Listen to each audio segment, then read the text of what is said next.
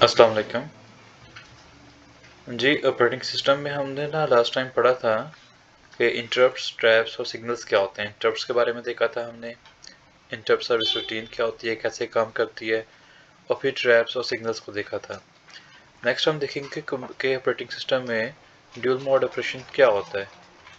तो बेसिकली जब हम बात करते हैं मल्टी प्रोग्रामिंग सिस्टम्स की, तो उसमें हम ना ये नहीं चाहते कि जो यूज़र हैं वो सिस्टम के रिसोर्सेज को या कंप्यूटर के हार्डवेयर को डायरेक्ट एक्सेस करें।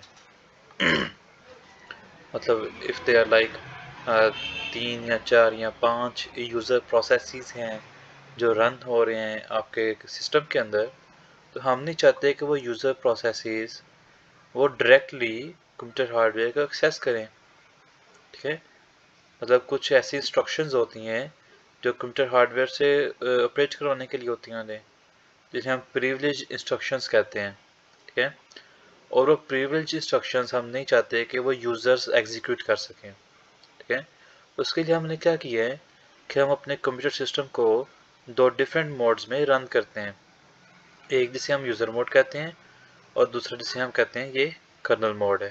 ठीक है, अब जो प्रिविलेज इंस्ट्रक्शंस हैं वो हम यूज़र मोड में रन नहीं कर सकते। यूज़र मोड में सिर्फ यूज़र प्रोग्राम्स रन होंगे, जैसे एप्लीकेशन प्रोग्राम्स होते हैं या कंपाइलर, इंटरप्रेटर वगैरह। ठीक है, ये चीज़ें जो प्रिविलेज इंस्ट्रक्शंस हैं वो क्या होगा कि वो यूज़र मोड से निकल के जब वो कर्नल मोड में आएगा तब वो एग्जीक्यूट होंगे।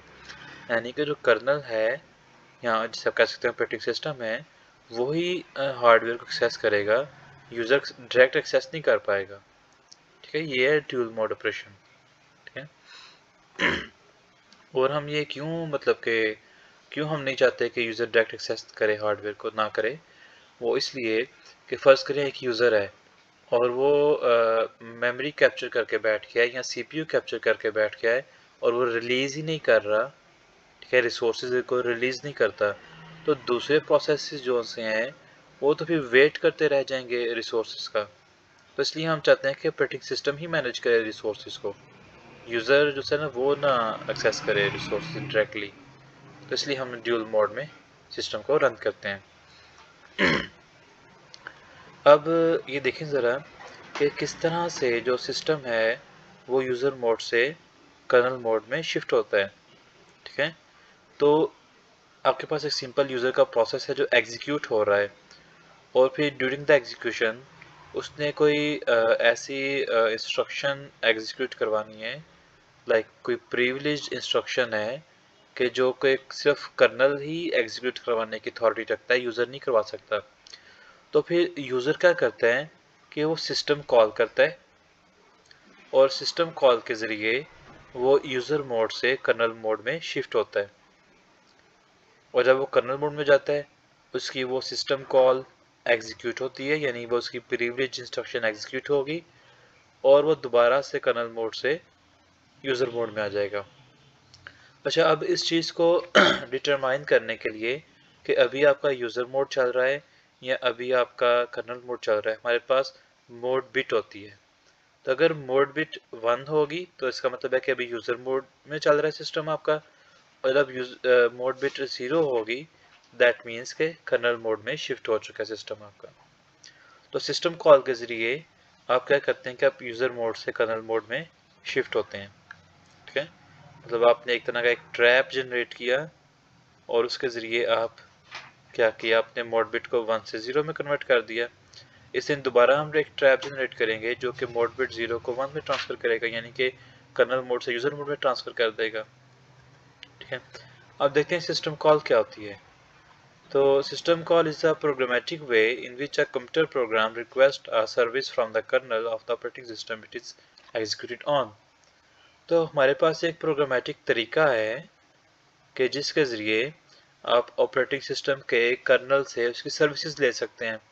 एक यूज़र प्रोग्राम जो है या सिंपल एक कंप्यूटर प्रोग्राम जो होता है, अगर उसने ऑपरेटिंग सिस्टम की कोई सर्विसेज लेनी है, लाइक उसने हार्डवेयर को एक्सेस करना है। ठीक है, मतलब कि इन शॉर्ट अगर उसने कर्नल से कोई सर्विस लेनी है तो उसके लिए वो एक प्रोग्रामेटिक वे से रिक्वेस्ट करता है कर्नल को, उसे हम कहते हैं this is a system call. तो it is a way for programs to interact with the operating system. तो सिस्टम कॉल्स एक तरह का एक ज़रिया है जिसके ज़रिए जो प्रोग्राम्स हैं वो इंटरेक्ट करते हैं ऑपरेटिंग सिस्टम से, ठीक है। A computer program makes a system call when it makes a request to the operating system's kernel.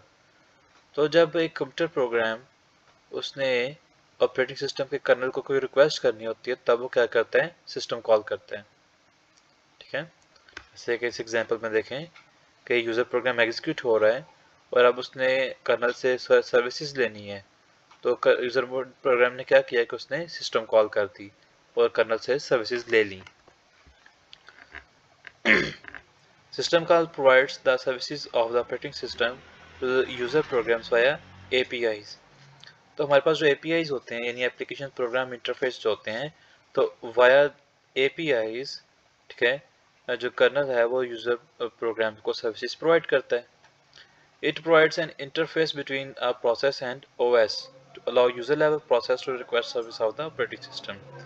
तो एक तरह का सिस्टम कॉल जो होती हैं, एक तरह का ये इंटरफेस होती हैं कि जिनके ज़रिए OS जो है वो यूज़र प्रोग्राम्स को, यूज़र लेवल प्रोसेस को सर्विसेज प्रोवाइड करते हैं। और सिस्टम कॉल ही वो एंट्री पॉइंट हैं जिनके ज़रिए यूज़र मोड से कर्नल मोड में शिफ्ट हुआ रहता है।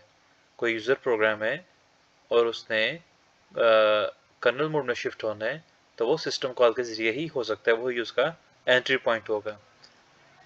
और जिस जिस प्रोग्राम को कंप्यूटर के रिसोर्सेज चाहिए वो उन्हें फिर सिस्टम कॉल करनी पड़ती है, वो सिस्टम कॉल करते हैं तो फिर कर्नल उनको सर्विसेज दे देते हैं।